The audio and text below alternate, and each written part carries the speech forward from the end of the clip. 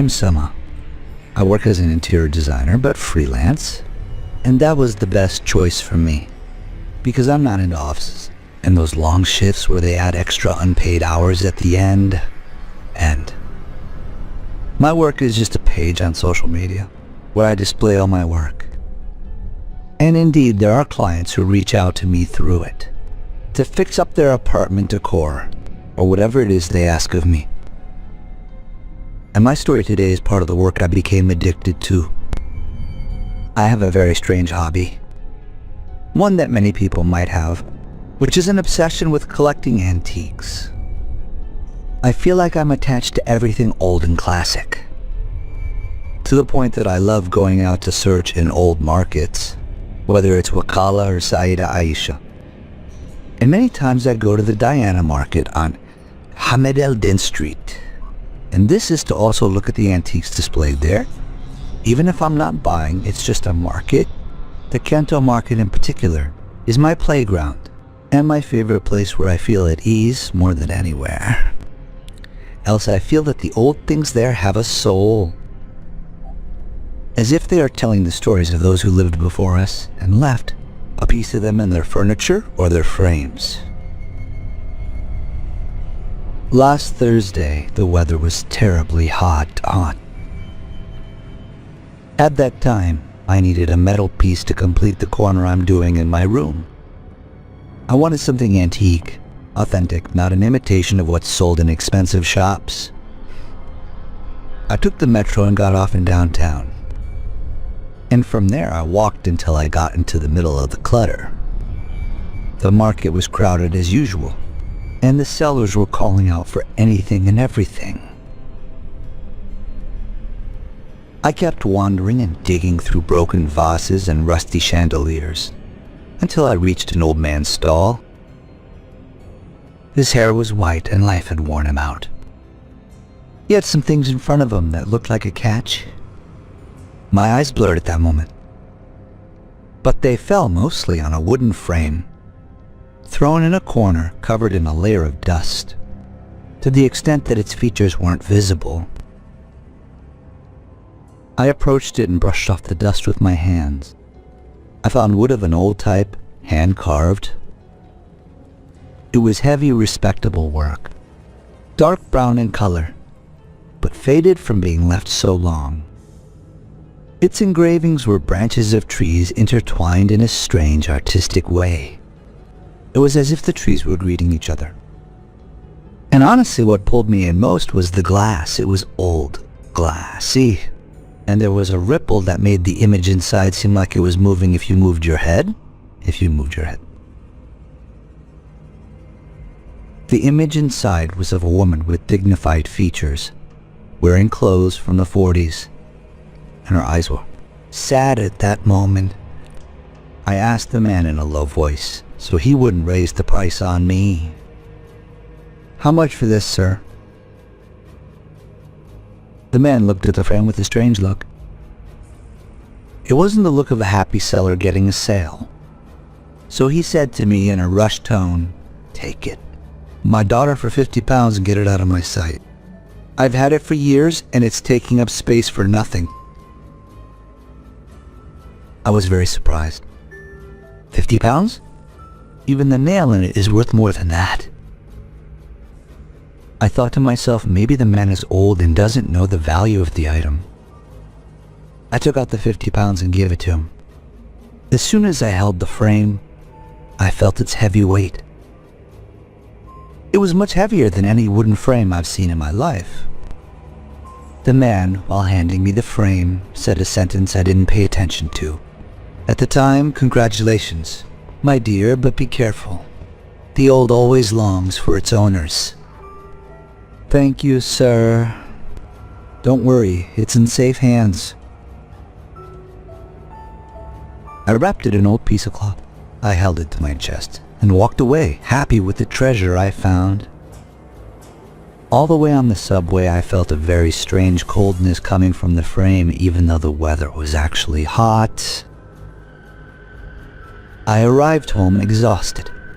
Mom greeted me coughing from the smell of dust on my clothes and said, What is this junk you brought, Sama? It smells of dirt, my dear. Throw that thing on the balcony until it's washed. Mom, this is art. It's natural hand-carved wood. You're just into modern and plastic stuff. I went into my room, put the frame on the desk, and sat contemplating it intently under the lamplight. The wood was truly a steal, but as I sat in front of it in the quiet room, I started to feel its smell was excessively pungent, likely from being stored for so long. I grabbed a cloth and some polish and started cleaning gently, and every time I wiped, more details of the hand carving appeared. Tree branches intertwined so complexly that my eyes blurred while I tried to follow the lines. The woman in the picture was still looking at me. Her features were rigid, and the wave in the glass made her face seem shaky. If I moved my head right or left, it was like she was tilting her face with me. So I told myself then, Sama, stop having such a wild imagination. It's old hand-blown glass and it's warped. Nothing more. That's when I decided to take the back off to clean the glass from the inside and remove the dust trapped in these corners. The screws were rusty, very, and gripping the wood tightly. I had to get a small screwdriver and try with them one by one. As I was unscrewing the third, the screwdriver slipped from my hand and scratched. The wood, a small scratch that bothered me a lot. But I said, whatever, it's already old anyway. When I removed the cardboard back and pulled out the photo, its paper was very dry and yellowed. And when I turned it over, I found a sentence written in faint handwriting. Do not leave her alone behind the glass. I paused for 2 seconds thinking, this sentence seems a bit too dramatic. Bukiek. Maybe this woman was dear to the owner of the frame, or perhaps it's an old dedication. I threw the picture in the desk drawer, got a white canvas and put it in its place until I decide what to draw. Put the back on, closed it, and hung the frame in the middle of the wall in front of the bed to see how it looked in the room's overall decor.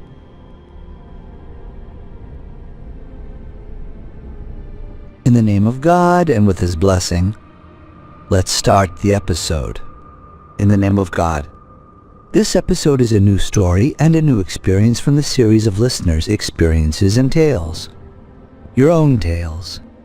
Let's start today's episode and say, in the name of God.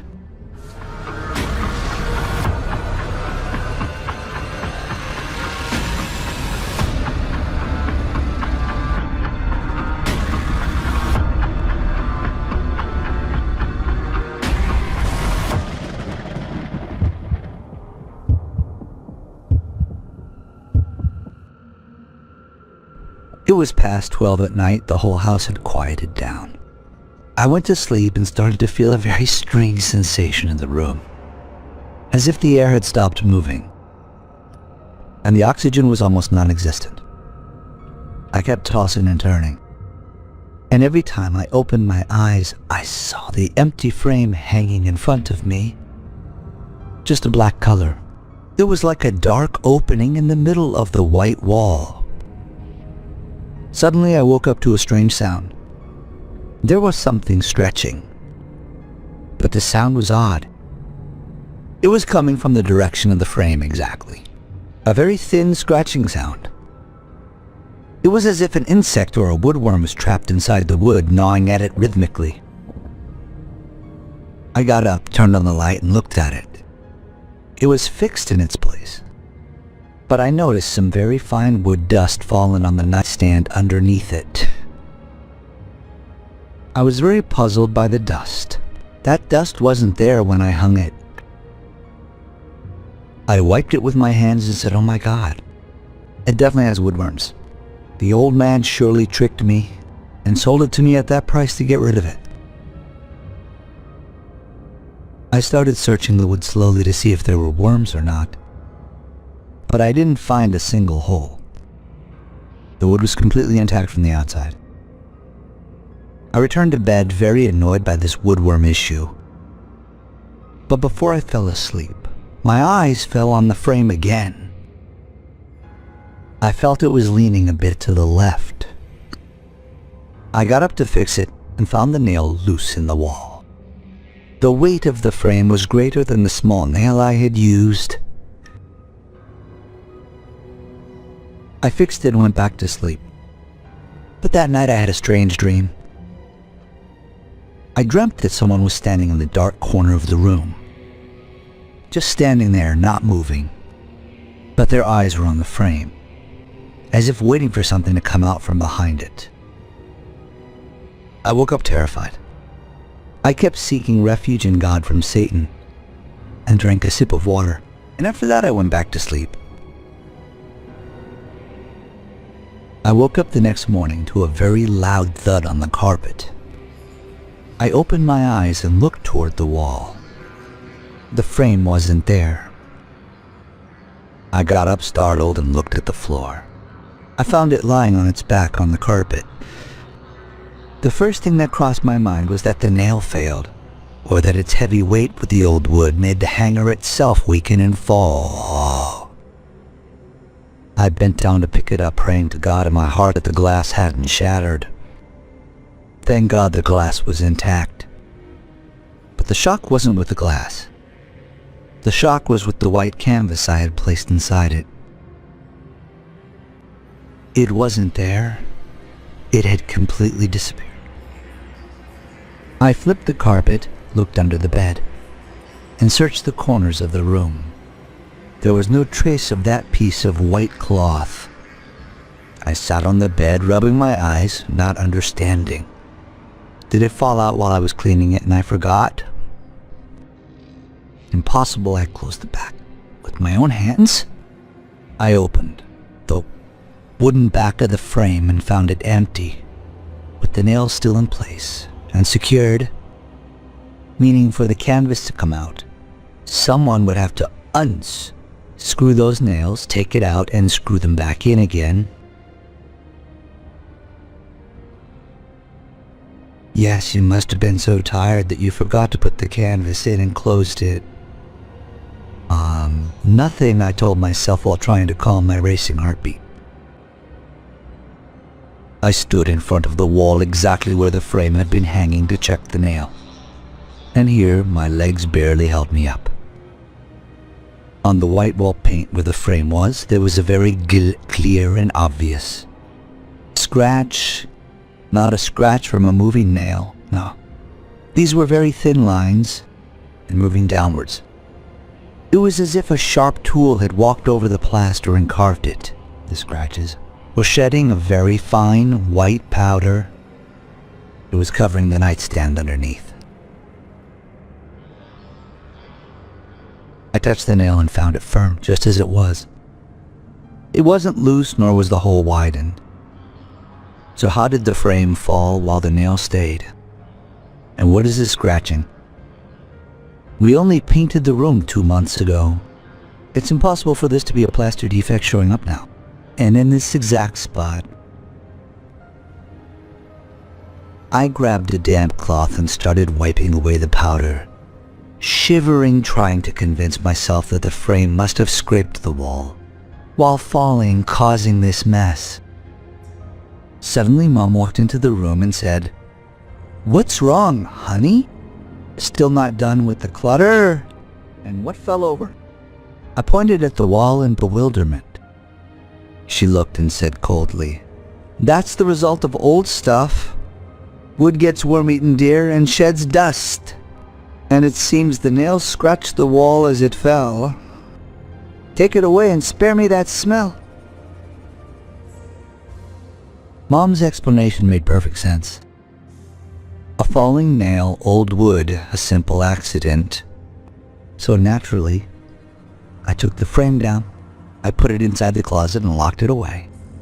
I thought I'd keep it out of sight for a while, until my nerves settled. All day while I was working, I felt a pain in my shoulders. I felt like the scent of dust from the frame was still stuck in my nose, no matter how much I washed my face. I got home late at night and went into my room. And as soon as I turned on the light, my eyes fell on the wall. The scratches I had wiped away in the morning were spreading. The lines had become deeper, and there were new scratches that hadn't been there in the morning. It was as if the plaster was peeling off on its own. I opened the closet, panting, to make sure the frame was still there. I found it in its place, but when I touched it, I felt the wood was extremely hot. As I pulled my hand back quickly, I noticed the blank canvas that was missing was now under the frame at the bottom of the closet. But it wasn't blank. It had shaky black lines drawn on it.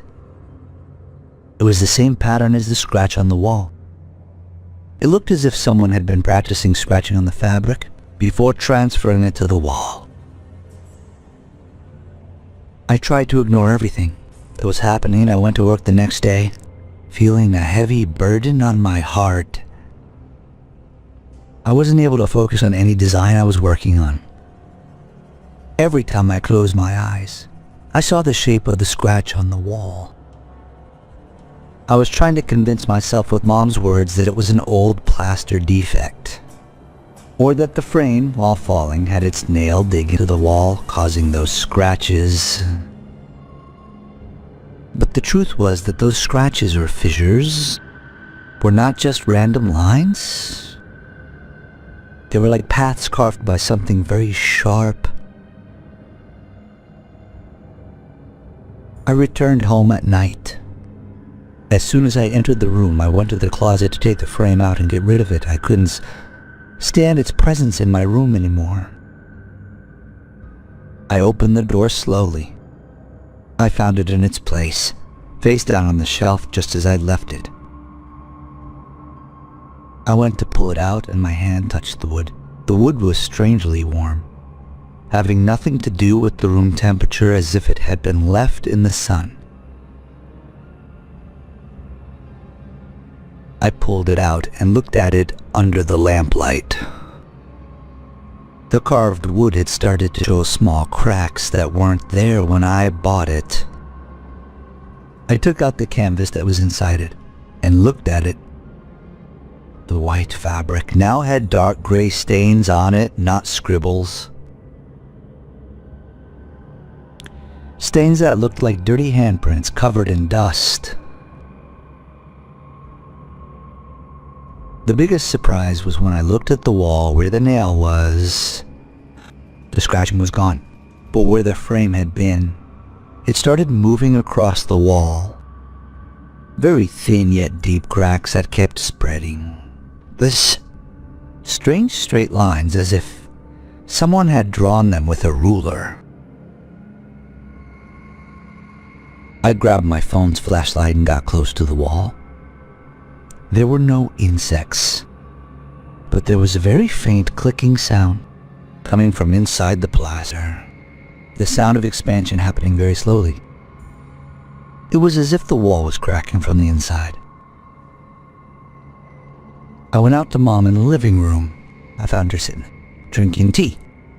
I told her with a shaky voice, "Mom, the wall in my room is cracking in a very strange and scary way. And the frame inside the closet is hot, and it has a stain too. My dear, this house was built in the 70s, maybe even before that.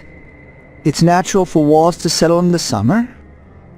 In the heat, my love, makes the old wood expand, releasing its oils and paints. That might be what's causing the stains and the smell. Throw that thing, my daughter, in the trash and let us be." Her words, for the second time, were very logical from her point of view. But she isn't seeing what I'm seeing. I went back to the room and locked the door, and decided I would run an experiment. I took a pencil and drew a small line at the end of every crack on the wall. I thought if I woke up in the morning and found the crack had passed the line, then there's real movement and structural damage happening in this house, and we must call a restoration engineer. That night I couldn't sleep because of the clicking sound, which had intensified. I was sitting on the bed watching the wall with a flashlight.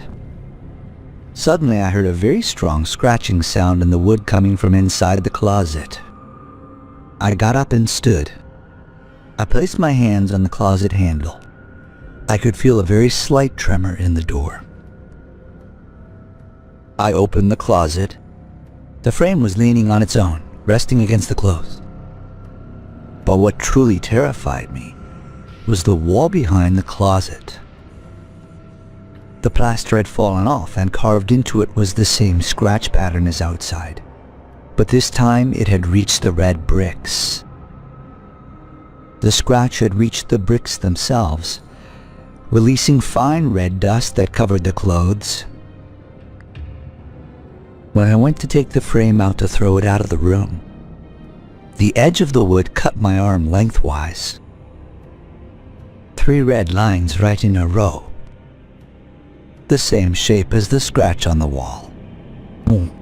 I looked at the wound and looked at the wall, and I found that the blood dripping from me was a very dull color, as if mixed with dust.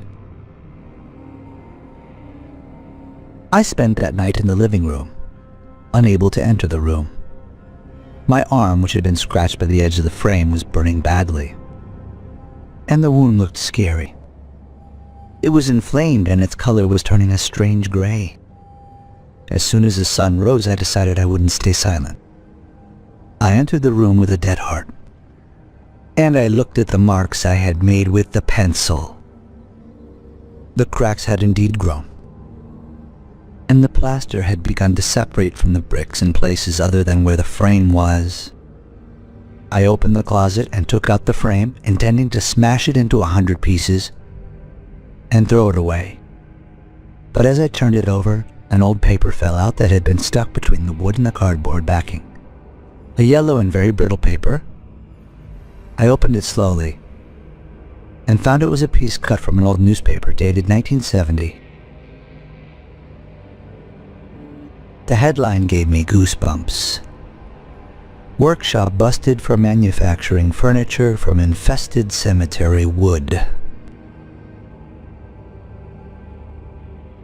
I started reading the text with focus. The news was about an unscrupulous English wood merchant who was stealing old coffins made of expensive wood. He would remake them into picture frames and antiques, then sell them to people. The news report said this wood was carcinogenic and saturated with very heavy chemicals from the soil. There is a very rare type of woodworm that eats through concrete and plaster if it smells moisture. I looked at the frame in my hands. The heavy wood, the smell that won't go away, and the heat coming off it, these aren't ghosts. These are chemical reactions and parasites that have been trapped inside wood for years. When I cleaned it with polish and water, I activated the woodworms inside, and it started to come out looking for a new environment, which is my bedroom wall. The scratching on the wall wasn't fingernails. Those were the tunnels of the woodworms eating through the plaster and gypsum to reach the red brick underneath. And the powder that was falling was the waste from these woodworms. And this wound on my arm is formalin poisoning, along with the materials this wood was saturated with in the soil. That's why the wound looks strange and is eating at my skin.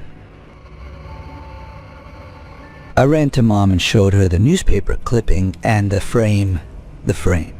Mom's face turned pale, and she said, "Oh my God, we've brought graveyard wood into our house. Throw this thing away immediately. And this wall must be scraped and coated with sealants before these worms spread to the rest of the house." I understood then why the old man sold it to me for £50. He wasn't selling a frame. He was getting rid of a disaster. It had started eating his shop and his work. I went and put on gloves and a mask. I put the frame in a heavy plastic bag, very thick one. I sealed it with tape to trap any smell or insects from getting out. While I was clearing the clutter off the floor, I found the painting that had been missing. It was wedged behind the wardrobe. The woodworms had eaten its edges and left black spots on it. But the truth is, they were just holes and gnawing from the insects. The fear this time was real. Fear of illness, of contamination, of something physical actually destroying my home. I went out to the street carrying the bag and decided that I would go to a lab to analyze the material in this wood. And I want to know where this wound on my arm will lead. I arrived at an environmental and chemical analysis lab downtown. Excuse me, I need to know what's in this wood and why this wound on my arm looks so strange. She took the bag from me. As soon as she smelled the wood, her expression changed. This smell is arsenic and formalin. These are substances that were used to preserve wood from moisture in the past. After a few hours, she came out with the results. That made my whole body stiffen. This frame is made of original ebony wood. But the problem is that this wood was treated with heavy chemicals, and they are now banned because they are highly toxic. This wood doesn't just give off a smell. It's emitting chemical vapors. When it is exposed to humidity or heat in any closed space. I understood from it that the scratches I saw on the wall were not fingernails. They were chemical reactions between the arsenic in the wood and the lime and plastic paint of the wall. This reaction caused erosion in the paint layer, making it crack in long, thin lines that looked like scratches. And the powder that was falling was salts resulting from this reaction. I returned home feeling like I had brought a chemical bomb into my room and my dad hired a worker to scrape off the wall paint in the area where the frame was, and he painted it with insulating materials to stop the erosion in the plaster. Dad wrapped the frame in plastic and gave it to the hazardous waste incinerator because this wood had no cure. My room is now calm again and clean, with nothing but the smell of fresh air. The wound on my arm healed, but left a faint mark that will always remind me that cheap antiques can have a very high price on our health. I've become afraid of anything old and of unknown origin, and I've realized that true horror is the toxic material that gnaws at our homes while we think it's a chic piece of decor. When I remember the phrase, "Do not leave it alone behind the glass," I now interpret it as the owner of the frame warning the next person that this wood is dangerous and needs constant ventilation, so it doesn't leak its toxins into a closed room. But he wrote it in a way that led us down the path of jinn and superstitions. Thank God this nightmare is over, and that the wall that was ruined is back to normal. And most importantly, I didn't go crazy after everything that happened to me.